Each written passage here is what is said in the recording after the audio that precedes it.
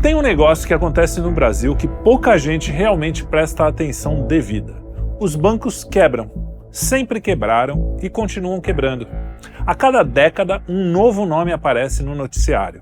Às vezes gigantes, às vezes bancos médios e às vezes instituições consideradas sólidas. E quando o escândalo explode, a surpresa é geral. Como é que isso pôde acontecer, meu Deus? O Brasil vive ciclos de falências bancárias desde o século XIX. Isso tem uma explicação bem simples e incômoda.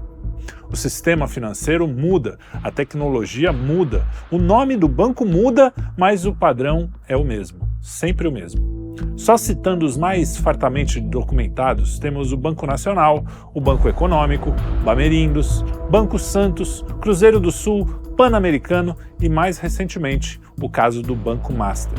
Cada um deles foi tratado como um evento isolado pela maioria das pessoas.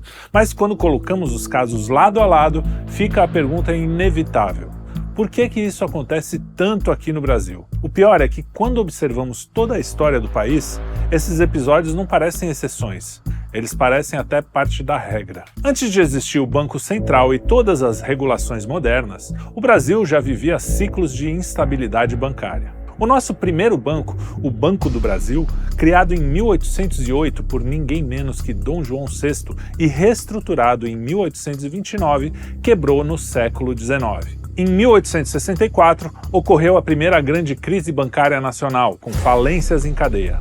O sistema funcionava sem reservas obrigatórias, sem supervisão e sem regras de transparência. Era um cenário financeiro mais selvagem, onde crises surgiam com frequência. Mas a primeira grande bolha especulativa brasileira aconteceu durante a Primeira República.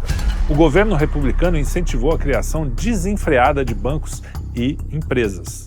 Houve emissão monetária excessiva, crédito fácil e euforia artificial. Bancos surgiam e desapareciam em meses. Quando a bolha estourou, dezenas de instituições ruíram simultaneamente. Foi o primeiro registro oficial de um padrão que se repetiria ao longo do século XX. Expansão rápida, euforia sem supervisão e colapso repentino. A década de 1990 marcou o período mais dramático de quebras bancárias desde o encilhamento. Um dos maiores escândalos bancários do país ocorreu com o Banco Nacional.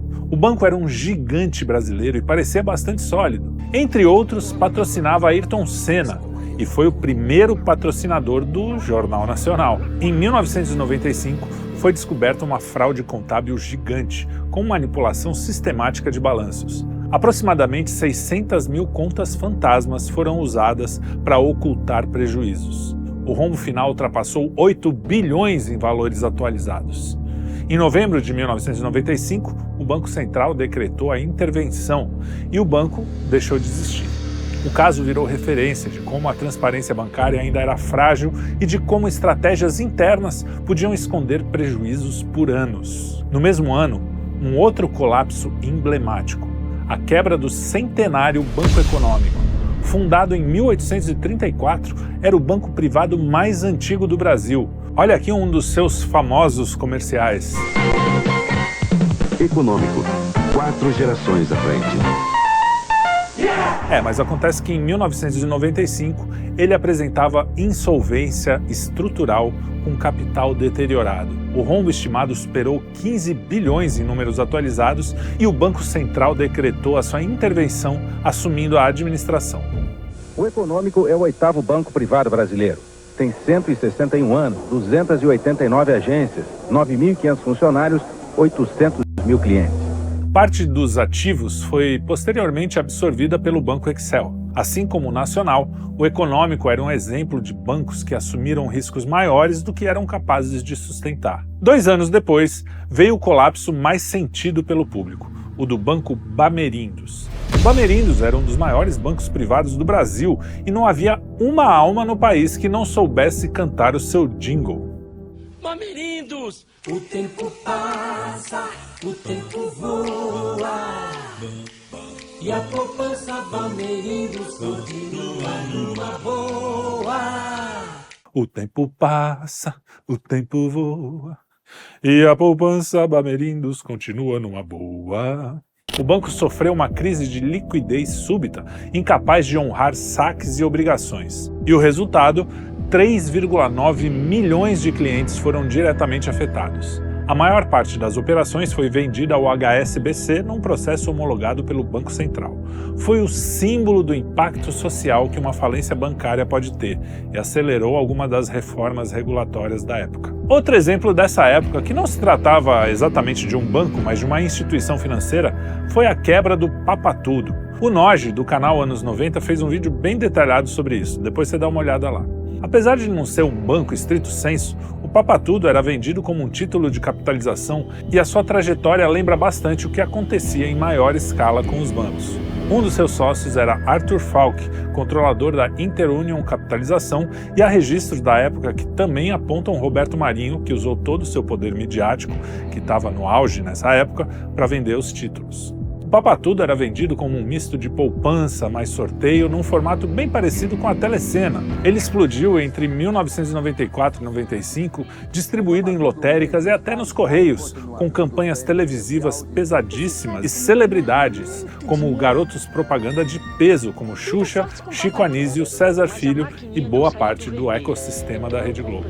O apelo era simples e irresistível para quem vivia apertado. Você comprava a cartela, concorria a prêmios em sorteios na TV e depois de 12 meses podia resgatar cerca de metade do valor pago corrigido. Só que o negócio nada mais era do que um esquema de pirâmides que ruiu em pouco tempo. A crise estoura de vez em 1996, quando a SUSEP intervém na Interunion por falta de liquidez. Milhões de brasileiros, sobretudo das classes C, D e E, que eram o público-alvo do marketing, ficaram com títulos na mão e sem resgate. Estimativas em processo citam milhões de cartelas não pagas num rombo bilionário a valores de hoje. No pós-escândalo, Falk foi denunciado e condenado, mas a Globo conseguiu milagrosamente sair ilesa. A quebra da Interunion acabou virando um dos símbolos daquele faroeste financeiro de meados dos anos 90 e por isso ela está listada aqui entre as quebras dos bancos daquele período, mesmo sendo uma fintech. Banco Santos, o caso emblemático dos anos 2000. A década de 2000 marcou uma mudança importante no tipo de irregularidades bancárias no Brasil. Se nos anos 90 o problema era principalmente solvência combinada com governança frágil, nos anos 2000 surgiram esquemas mais complexos de engenharia financeira, fundos estruturados e operações paralelas. O caso mais emblemático foi o Banco Santos, cuja intervenção pelo Banco Central ocorreu em 2004.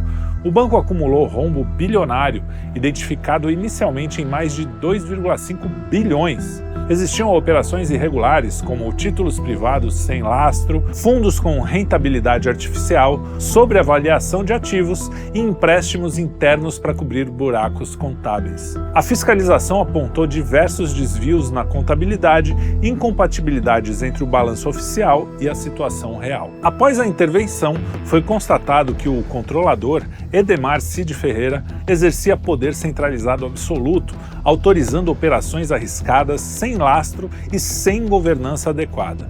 O caso virou um símbolo porque envolveu gestão personalista, alto risco acumulado ao longo dos anos e uso de instrumentos financeiros sofisticados para ocultar inconsistências. Tudo isso é 100% factual, amplamente noticiado, judicializado e documentado. O Banco Santos é um ponto crucial porque fica muito evidente a figura do controlador com poder total, decisões concentradas e operações arriscadas que crescem até romper o banco, consolidando um padrão histórico no Brasil. Mas o Santos não foi o único caso, porque a década inteira foi marcada por problemas estruturais no sistema bancário. O BMD, por exemplo, um banco médio liquidado após uma exposição elevada ao risco cambial e problemas de solvência, acabou intervencionado depois de perdas relevantes e irregularidades em operações de câmbio. O Banco Morada e o Banco Marca, casos distintos que aparecem em diferentes relatórios, também enfrentaram problemas graves. No Marca, a quebra veio depois de perdas expressivas com derivativos durante a crise cambial de 1999. Já o Banco BVA, assim como o BMD, reproduziu o mesmo padrão de riscos elevados, inconsistências patrimoniais, crescimento acelerado sem lastro e um conjunto de práticas que não se sustentavam com o tempo. Bancos como o Banap, o Banespa, o BVA e o BRK também enfrentaram problemas semelhantes, cada um com seu grau de insolvências, buracos contábeis e incapacidade de cumprir exigências regulatórias. Mesmo os casos mais recentes, como o Neon em 2018, mostram que o problema não é novo. Ali não houve indício público de fraude, mas um encerramento provocado por patrimônio insuficiente, graves violações regulatórias e falhas de controle que impediram o banco de atender às normas mínimas para continuar operando. O padrão se repetia banco após banco. Depois dos anos 2000, entramos numa fase em que o sistema financeiro brasileiro já era mais regulado. O Banco Central tinha mais instrumentos e o Fundo Garantidor de Crédito, o FGC, estava consolidado. Mesmo assim, bancos continuam quebrando, agora também com produtos digitais, carteiras pulverizadas e operações de crédito de alta escala. O caso que marcou a primeira década do século XXI foi o Banco Pan-Americano. O Banco do Silvio Santos, como era chamado, apresentava rombos contábeis bilionários ligados a créditos já vendidos que continuaram sendo contabilizados como ativos.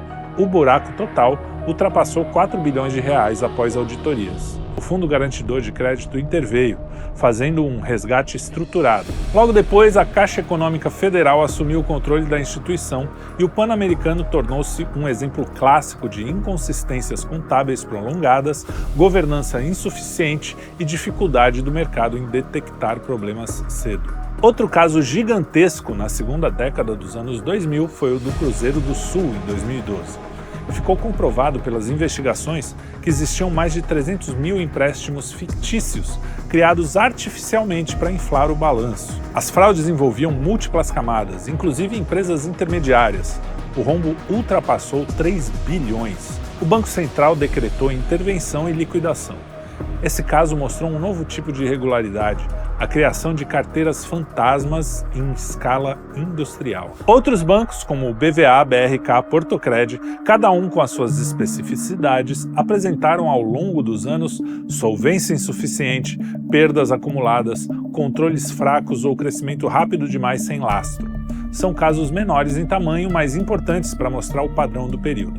A partir de 2010, com produtos digitais, carteiras de créditos pulverizadas, operações financeiras mais descentralizadas e uma industrialização dos mecanismos de fraude, o Brasil entrou na era das fraudes de escala e dos rombos silenciosos. E finalmente agora chegamos ao caso que reacendeu o debate histórico sobre as falências bancárias no Brasil, o Banco Master. De acordo com o relatório de falências bancárias, o Banco Master entrou em processo de liquidação extrajudicial após constatação de inconsistências contábeis significativas. Foram identificadas operações sem lastro suficiente para cobrir obrigações assumidas. O rombo, segundo estimativas técnicas disponibilizadas ao público, pode chegar a dezenas de bilhões de reais. A instituição passou a apresentar a incapacidade operacional para honrar os compromissos. Esses pontos seguem a mesma natureza que marcou diversos episódios anteriores na nossa história bancária. Problemas contábeis, perda de solvência e necessidade de intervenção regulatória. Diversos fundos de investimento e credores institucionais ficaram expostos ao rombo. Produtos estruturados ligados ao Master, especialmente debêntures, FIDCs e CRIs, sofreram forte desvalorização. O caso acendeu um alerta no sistema sobre operações sofisticadas com lastro duvidoso. Houve impacto relevante no segmento de crédito privado. Como vimos, nada disso é novo na história brasileira. Quando um banco cai, o impacto sempre reverbera para além dos depositantes. Afeta investidores, fundos, empresas e às vezes até cadeias inteiras de fornecedores. Sem falar, nesse caso, das questões políticas e judiciárias. Daniel Vorcaro, como tantos outros banqueiros antes dele, levou uma vida de luxo enquanto o patrimônio do seu banco disparava. Comprou em Brasília uma mansão de mais de 30 milhões de reais, ao mesmo tempo em que se aproximava de políticos e, segundo a imprensa, descobriu uma nova visão positiva sobre a política. E é aí que mora o problema. Ficar milionário, honestamente, não é um problema em si. Já essa promiscuidade entre Brasília e Faria Lima, no mínimo, levanta suspeitas de que a expansão do banco pode ter sido menos pelo seu talento como investidor e mais pelos seus contatinhos e influências nos meios políticos. O resultado disso tudo foi a prisão e a soltura do banqueiro e indícios de um esquema criminoso gigantesco que pode atingir até caciques do Centrão e que a gente não sabe direito porque está tudo meio em sigilo, algumas coisas vazaram para a imprensa, teve viagem de jatinho, enfim.